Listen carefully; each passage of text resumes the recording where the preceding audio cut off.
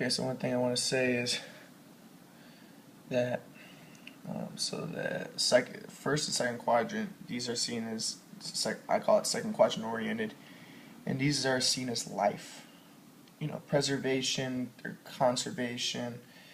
They like the order. They want to maintain it more. These two, the right side of the quadrant is seen as death.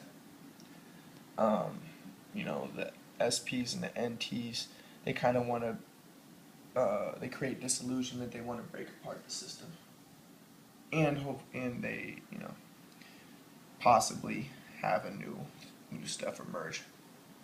But this is seen as the death side, because the death side, and this is the life side. And one thing I want to say is, on the life side, like I said, these people tend to be more religious. They tend to be more like the NFs. They want to be guardians. The idealists want to be guardians, and they're always very into faith.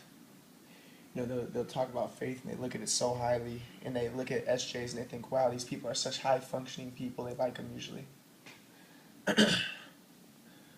Even if they pretend, even if NFs sometimes pretend they don't, they do like the SJs.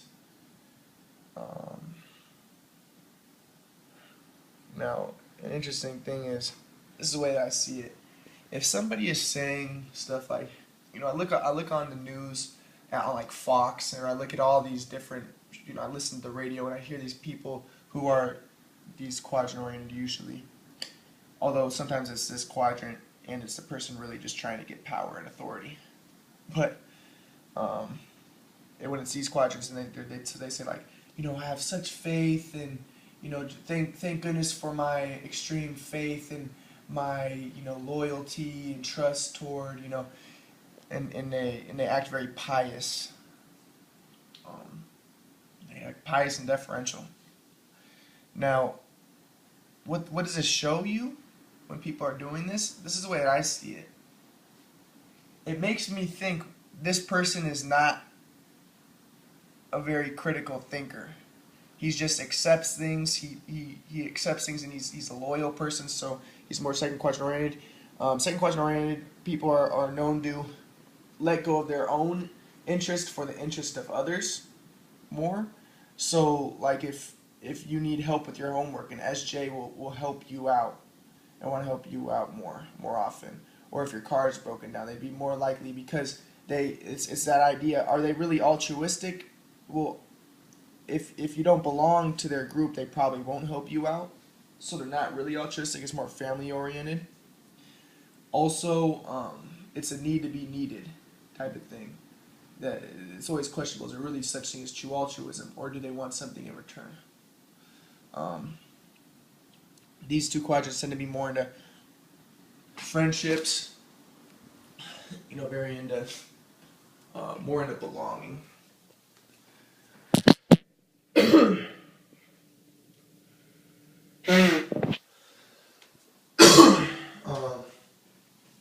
So,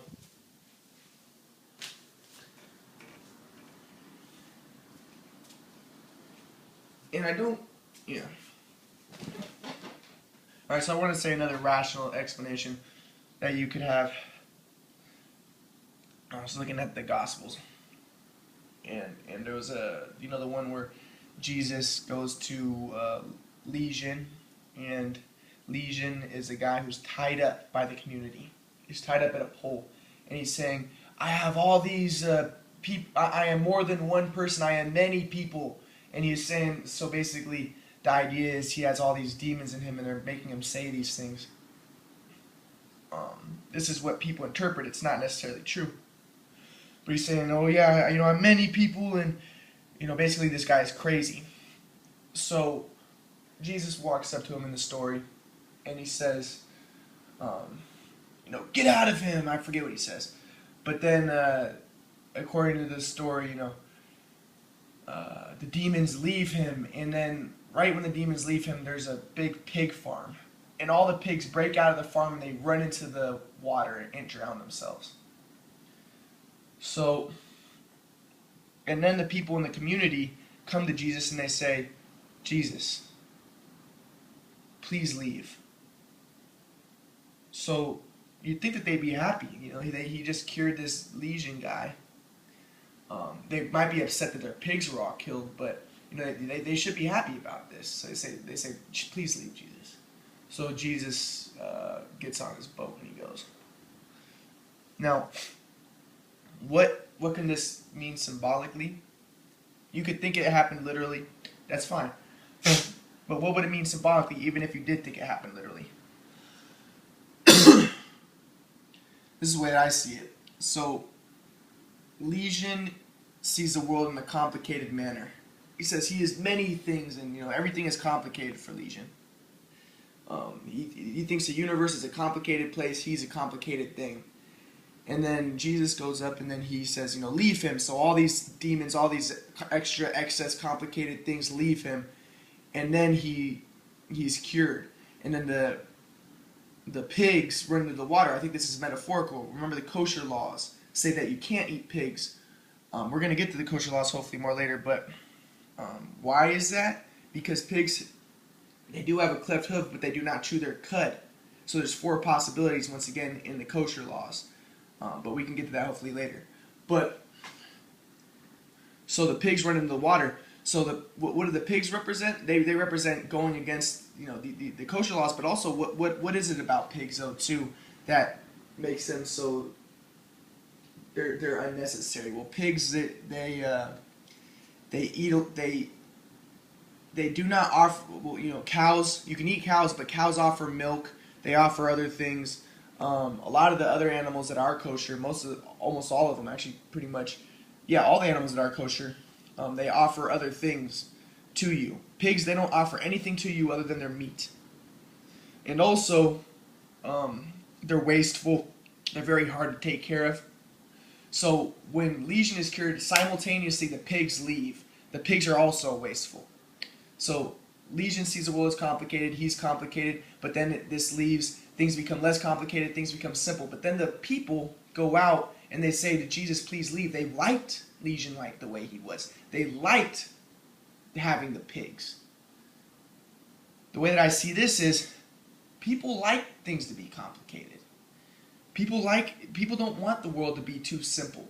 This is an interesting thing. I talk to a lot of NFs and like I say, a lot of them say that the world cannot be understood or they say that things are just incomprehensible. I think that this idea is comforting to them, even though they say that actually this takes courage to say this. I think that this idea is actually comforting because to think that the world is complicated and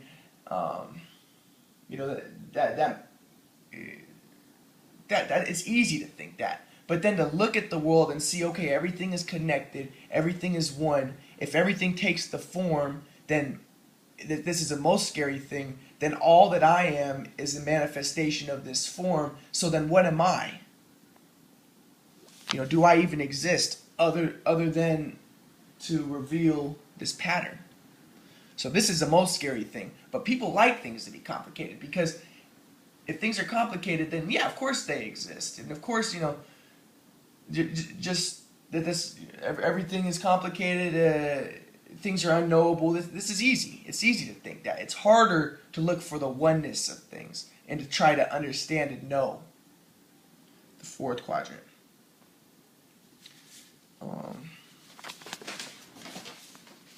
So another way to look at this is so basically they wanted Legion to continue to be complicated, and they wanted things to continue to be complicated with the pigs, having the pigs and taking care of the pigs.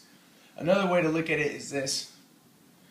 And the way that I look at Legion, I think of M theory. So a lot of people like the idea of M theory because they say, oh, there's 11 dimensions in the universe. Well, M theory can be reduced to 4 dimensions, and it fits the form completely. But a lot of people like the idea of 11 dimensions and things being weird and complicated. But things aren't weird and complicated. Necessarily. I think that everything is just manifestation of the form. Okay, another thing that I want to say, that another way to look at that is, I think of Scientology, and Scientology doesn't like what is it called? It's not psychology, but psychiatry and the giving of medication and the labeling of people as sick. They think that psychiatry throughout history has been about making money, and the doctors have an agenda to make people sick or to keep people sick so they can continue to make their money. They're not really out to cure people. And there's some truth to this, and throughout history, psychiatry has been used as a tool that is kind of corrupt. But I do want to say this. A lot of people say, "Oh man, that's Ryan. How can you say that some people really are sick?" And I agree. Okay, sure. Some people really do have schizophrenia, really do have these things. But let me tell you this. They say that these people really are sick, and they really need to be, we need to help them out, and they have these horrible diseases like schizophrenia, and these things are genetic, and there's nothing that they can do about it. Well, that's all well and good, but let me tell you a study that was done. There was a study that was done that showed that if you label somebody as having a disease and saying that the disease is genetic, then people are more likely to treat that person in a negative way. Why? Darwinism. This is the reason. So what happens is they get two groups of people, and they'll say that this person has a disease and it's caused by his genes. And then they have people give these people involved in the experiment who don't realize that this is an experiment to test this. They give them buzzers that can buzz the patients if they are acting out of line or anything. So if the person has a disease that they say is a genetic disease, the people are more likely to buzz the person, to zap him electrically, and they do it much more. But if they say that the person, he has problems, but these problems can be cured and it's not genetic, and there's no genetic component, then people don't buzz that much. And I think that a lot of it can be explained through Darwinism, because okay, there's somebody in my community who has a genetic disease that cannot be cured. This is his essence. This is essence of his being. And even more so, he can reproduce and he can spread this gene. And he can spread this maladaption. So what do you think? Okay, I don't mind hurting this person or zapping this person. Because this person, in his core, in his very essence, he has a problem. So calling people, saying, people think that they're being politically correct by saying, "Oh yeah, these people have a disease and it's genetic, they can't do anything about it." They think that they're helping that person out by labeling him, but actually studies indicate that these people are not treated better because of this. Another thing is people buy into the labels and they continue to act it out more. There's been a lot of studies about this, that if you tell somebody that they're a certain way and that there's nothing they can do about it, they start to act that way more. They play into the role that they've been given, that label. It's been shown that in countries where there isn't psychology and psychiatry type of stuff, in third world countries, there's interesting. There's first world, second world, and third world and fourth world countries. Once again, the form. In the third world countries, though, people who have a disease like schizophrenia or something like schizophrenia, they tend to recover better. And I think that it has to do with this phenomena of people are not playing into the disease so much and patting the person on the back and calling him crazy and playing into this and doing all this stuff. And they're just kind of letting him be, and they actually don't just let him be. They make him continue to act. They make him continue to work. They don't baby him. They don't do, they don't send him to a hospital and give him all this extra attention. They just let him be, and it's found that these people do not express the symptoms as much. One thing, remember, Freud talks about the defense mechanisms. And I've actually experienced this, that if you don't want people to mess with you, there's a lot of times when I haven't wanted people to talk to me, and I just want to be on my own. So what do? I act in a way that people wouldn't want to be around me. So I can just, so they're like, okay, and they just kind of leave me alone. Well, this is what another defense mechanism that crazy people can do. If you're in a society and people are annoying around you, and you kind of want to be on your own, and people are demanding things of you, kind of like Kafka, he turns into a bug. Well, people are demanding things of you, things are overwhelming. What's a great thing to do? Well, there's been studies that some people become paralyzed, and it's a psychological thing. It's not a biological thing. They could become blind. They become certain types of things in order to separate themselves from society. It's a psychological phenomenon. There is no biological basis. Another thing that people can do is they can become crazy. They can start to talk to themselves and do things like this. It gets people away from them, and it gets people to stop demanding things of them, and it actually frees them. And a lot of people say, oh, these people are horrible, oh, these people have diseases. But actually, the way I look at it is these people are best, because they don't want to deal with the crap of the world. They're breaking free of it. People say schizophrenic people, people say that, oh yeah, schizophrenic people, they see the world as an illusion. These people are crazy. The way I look at it is these schizophrenic people are starting to recognize the reality. These schizophrenic people who are saying the world is an illusion, there's truth to what they're saying.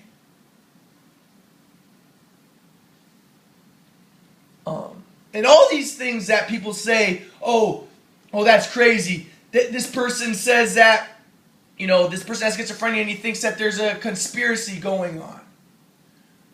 That people are watching him.